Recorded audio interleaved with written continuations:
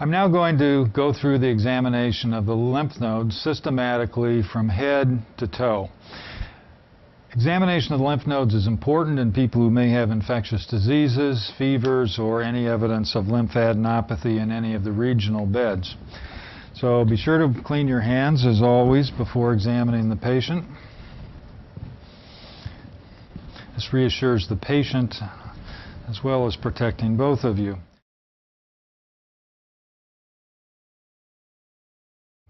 First thing, you need to know where the lymph node beds are. In the head, submental, submandibular, the anterior triangle down the front of the sternocleidomastoid. Turn your chin towards me. So the sternocleidomastoid here. Along the posterior triangle, along the back of the sternocleidomastoid, anterior to the trapezius muscle, and then in the occipital region under the occiput. The supraclavicular fossa on both sides, and then the infraclavicular fossa. Preauricular and postauricular nodes should also be checked. There are actually some diseases for which nodes in that area are quite specific. So now let's go through the exam. We'll now palpate these lymph node beds. I examine 3 of the lymph node beds from the front. The preauricular, right here in front of the ear, postauricular, and the occipital. I examine the occipital from the front because your hands palpate very easily in this position. So you just reach around to the occiput and you're palpating right underneath the occiput, and then forward and then down the back of the neck, rolling the tissue underneath your fingers. Okay? And then I move to the back in order to palpate the front of the neck. Again, the hands palpate very comfortably in this position. You can palpate the submental and submandibular nodes, and I like to do it symmetrically, so I'm palpating both at the same time in this position. And then down the front of the sternocleidomastoid, retract the muscle a little bit so you're sure you're feeling under the anterior border. And then right down to the insertion of the sternocleidomastoid, and pay particular attention in this area. A famous node called Virchow's node may be palpated right here under the head of the left sternocleidomastoid and indicate carcinoma or problems coming up from the abdomen. Then we come down the posterior aspect of the sternocleidomastoid in the posterior triangle, along the anterior border of the trapezius bilaterally,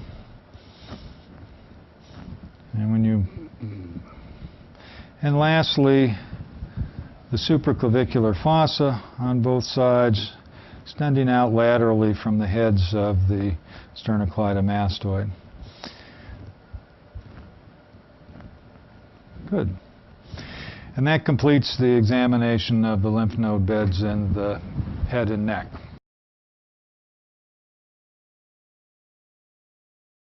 Next, we'll move on to examination of the lymph node beds in the chest. Start by exposing the chest, and we'll point out where the major lymph node beds are.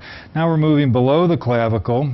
The clavicle defines the upper part of the chest itself. The infraclavicular nodes in this area, and the axillary lymph node beds. And these are fairly complex. They exist under the border of the pectoralis muscle, in the apex, under the border of the latissimus dorsi here, and then also in the down the axillary artery and vein. And it's necessary to palpate all of those areas, and I'll demonstrate that now. We're now going to examine the lymph node beds of the torso, starting with the infraclavicular fossa just below the clavicle. And this area is palpated over the pectoralis minor muscle and then up towards the coracoid process on both sides. Next we're going to move to the axilla.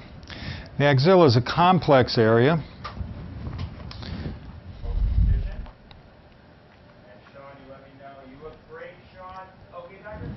And there are several lymph node beds we need to pay attention to. Along the border of the pectoralis major, into the apex of the axilla, along the anterior border of the latissimus dorsi, actually down into the middle of the axilla, and then lastly along the neurovascular bundle as it comes out into the arm.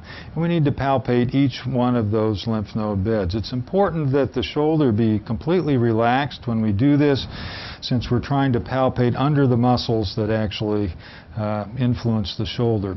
So I start by taking the palm of my hand with the fingers extended, pushing it high into the axilla, and then raking down with my fingers while relaxing the shoulder down. And you're trying to roll any lymph nodes down along. So it's up here, and then you're raking down with your hand to try to catch those lymph nodes. Next, palpate under the under the pectoralis muscle, right down the border of the pectoralis, and then along the border of the posterior fold of the axilla, which is the latissimus dorsi. And lastly, with the other hand, it's easy to palpate up in the apex and down the neurovascular bundle as it descends into the arm. Sometimes it may be preferable to palpate the posterior axillary fold from behind, again supporting the patient's arm, trying to get him to completely relax that arm, and then your fingers come underneath the anterior border of the the latissimus dorsi, and feel for nodes in that area tucked underneath the muscle. And that completes the examination of the right axilla. Notice that most of the exam was done with the left hand, and then we'll repeat the process when we move to the left side using the right hand for much of the examination. We're now going to examine the left axilla. Once again, it's important that the shoulder be completely relaxed by supporting it with your left hand, and most of the examination is going to be done with your right hand. So we start with the fingertips placed high up in the axilla.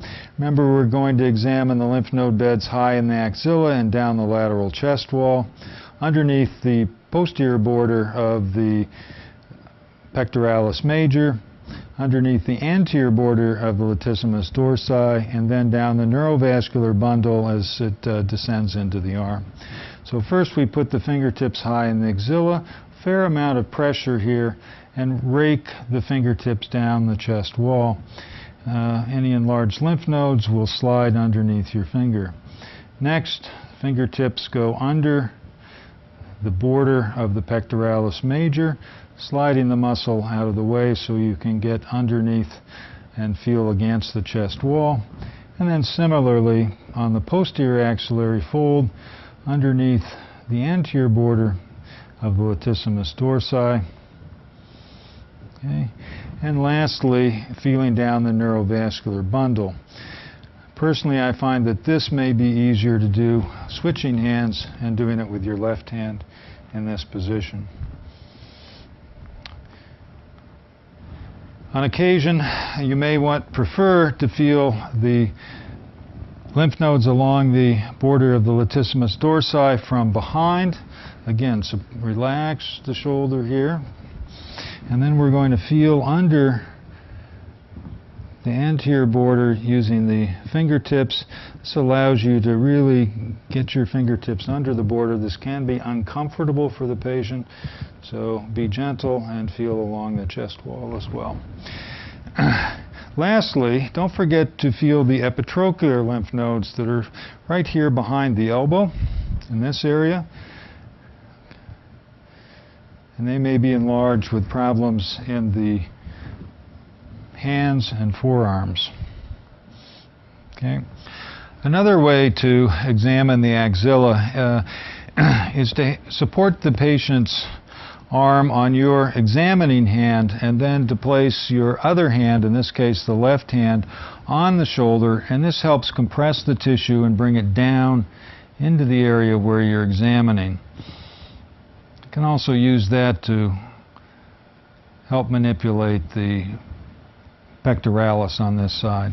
So this is an instance when you're using both hands. Again, you're going to support the arm on your examining hand and use the opposite hand to bring the shoulder down so that the tissues are brought into approximation, and you can actually use bimanual palpation between your two fingers in this with this technique. So that's another useful way to examine the axilla.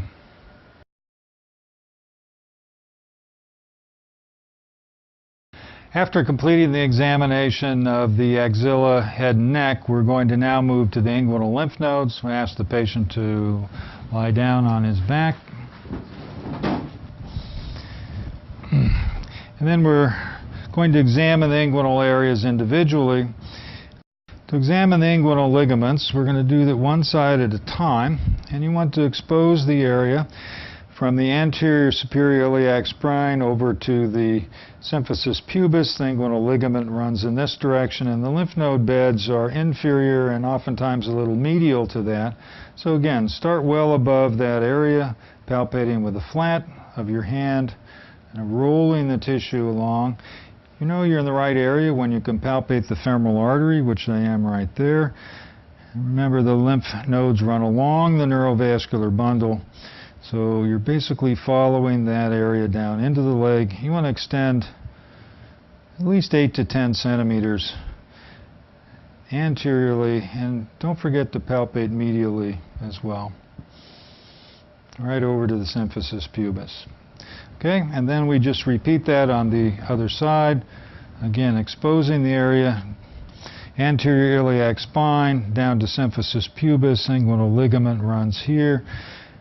Femoral artery is right here, and we will just palpate under and inferior to the inguinal ligament, rolling the tissue, and again continuing down the anterior aspect of the thigh, 8 to 10 centimeters, and extending medially, and right over here to the symphysis pubis.